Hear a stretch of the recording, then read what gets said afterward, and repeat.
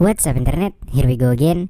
Kali ini kita akan membahas alur sebuah cerita film jadul yang berjudul Halvoin, Boy of the Terrace. Film ini bercerita tentang seorang bocil kelas 5 SD yang punya rasa ingin tahu tinggi akan bentukan-bentukan semongko serta apa milik wanita dewasa. Sampai suatu ketika orang tuanya mempekerjakan gadis cantik untuk bantu-bantu di rumah cuy. Dan ya, makin menjadi-jadilah ya kan si bocil ini. Jadi ya tanpa berlama-lama lagi, langsung aja kita masuk ke dalam alur ceritanya.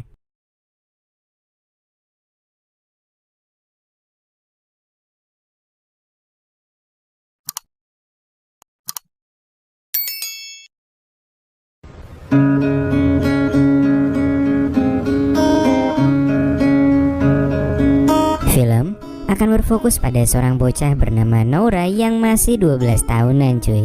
Di usianya yang labil itu, Nora pun mengenal dua orang teman yang usianya lebih tua darinya, yaitu Munir dan juga Monsef. Ketika Monsef, Munir dan Nora lagi mau coba kenalan sama gadis-gadis pesantren, tiba-tiba muncul pamannya Nora yang memperhatikan mereka. Mereka pun langsung kabur ketika digas sama pamannya itu karena ya nggak sopan juga ya kan. Dan lagi pula mayoritas masyarakat di sana itu beragama Muslim cuy. Meskipun Nora masih cukup bocil, Nora ternyata punya sampingan penghasilan, yaitu menjadi pengantar minum.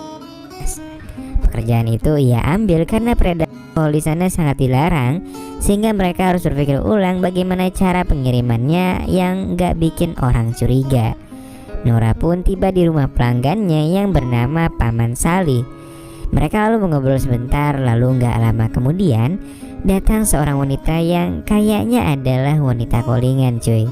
Salih dan wanita itu pun akhirnya masuk ke rumah dan Nora mendengar suara gurih yang sangat merdu saat itu. Ketika tiba di rumah, Nora pun diomelin habis-habisan sama bapaknya dan pamannya akibat genit-genit sama gadis pesantren tadi. Beruntungnya ibunya Nora pun berhasil meredam emosi sang suami dan juga adiknya itu. Keesokan harinya Nora pun kembali bekerja dengan membantu seorang tukang cukur yang bernama Pak Abdul Wahab. Di tengah-tengah pekerjaannya datang gerombolan pengunjuk rasa yang lagi OTW ke gedung DPR untuk membahas masalah politik dan menuntut keadilan. Lalu beberapa saat selesai bekerja, Nora pun pulang kembali ke rumahnya. Dia bercerita pada ibunya bahwa tadi ia melihat gerombolan pengunjuk rasa.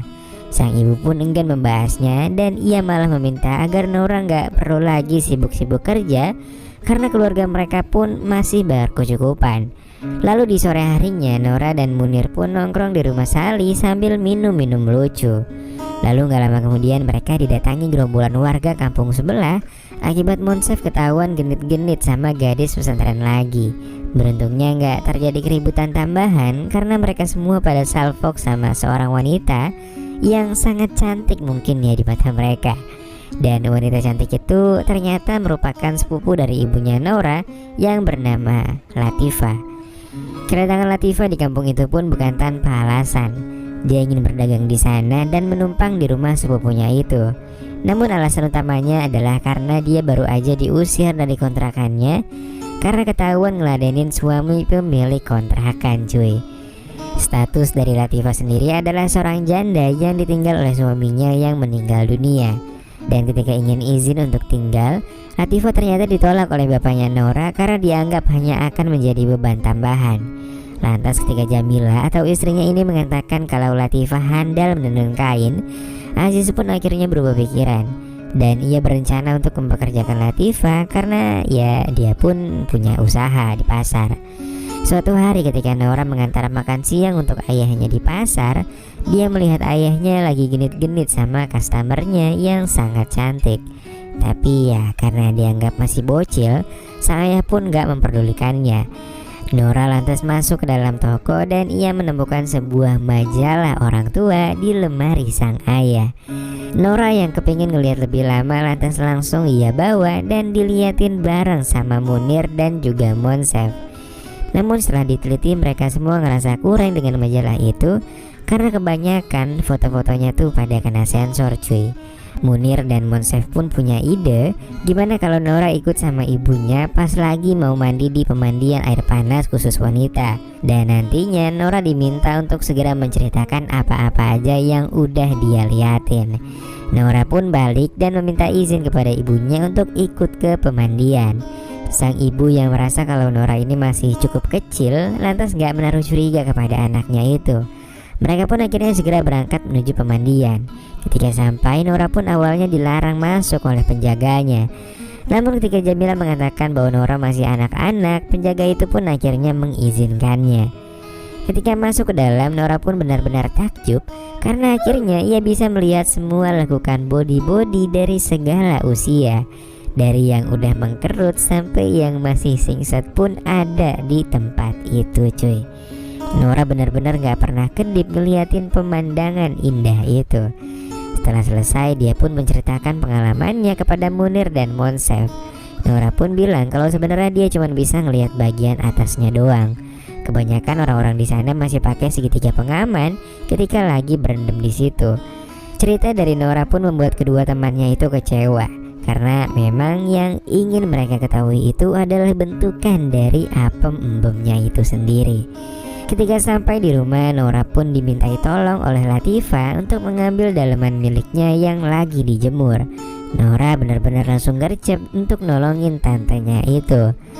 Setelah itu Latifah ditawarin Aziz untuk menikah lagi dengan seorang teman pedagangnya.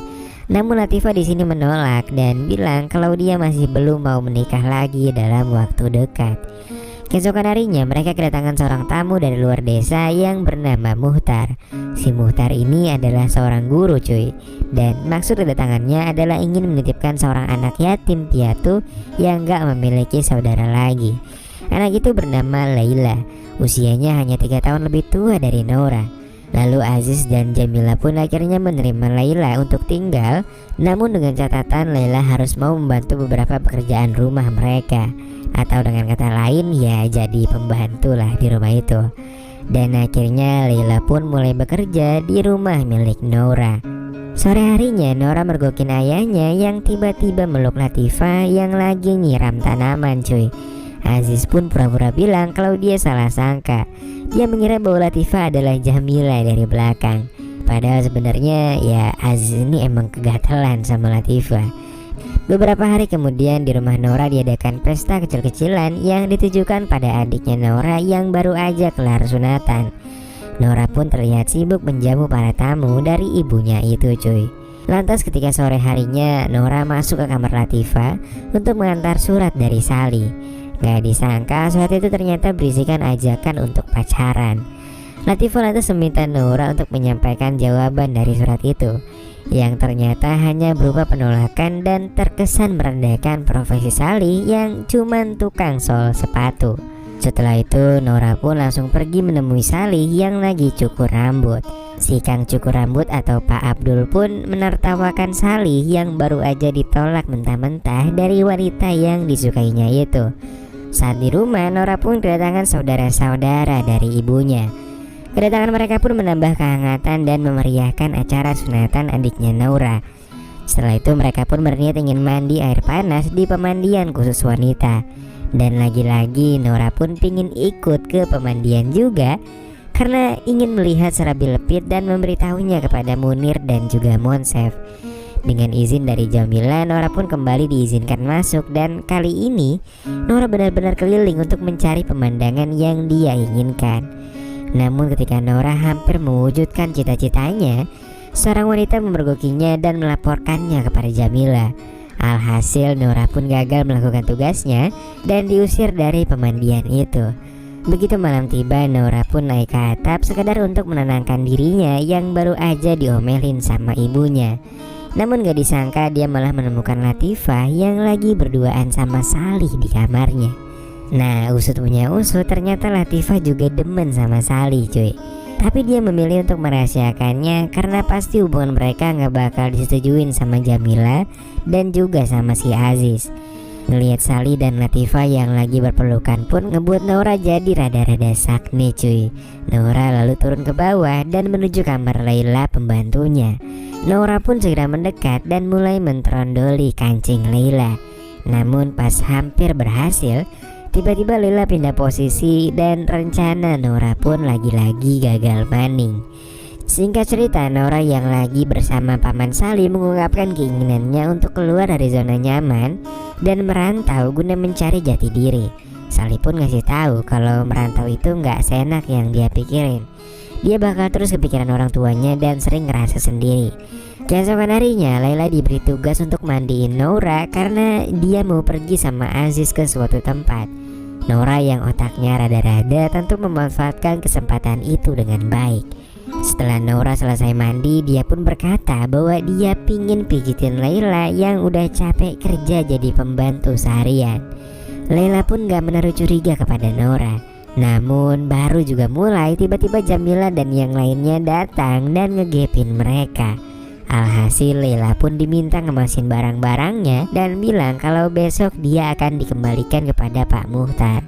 Singkat cerita, begitu malam tiba, Naura masuk kamarnya dan mendapati Layla yang udah dalam keadaan siap untuk melakukan perpusrengan duniawi cuy. Gak disangka, ternyata selama ini Layla memahami isi kepala Naura. Dan iya, di malam itu pun Naura melepaskan keting-tingannya dengan pembantunya sendiri. Lalu pada keesokan harinya, Pak Muhtar pun datang untuk menjemput Layla. Aziz dan Jamila pun memberikan sejumlah uang sekedar untuk ongkos mereka. Dan di saat itulah baik Layla maupun Naura saling tersenyum yang menandakan bahwa mereka saling jatuh cinta dan akan segera bertemu kembali. Namun sayangnya film harus berakhir sampai di sini.